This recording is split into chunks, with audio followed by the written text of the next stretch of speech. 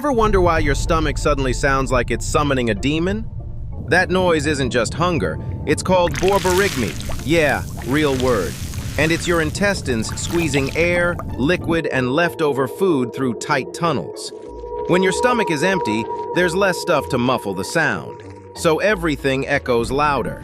It's basically a mini storm inside you. Gas bubbles popping, fluids sloshing, muscles contracting like waves. And your brain actually triggers this cleaning cycle every few hours, even if you just ate. So that loud growl in a quiet room? Yeah, that's your body pressure washing itself from the inside.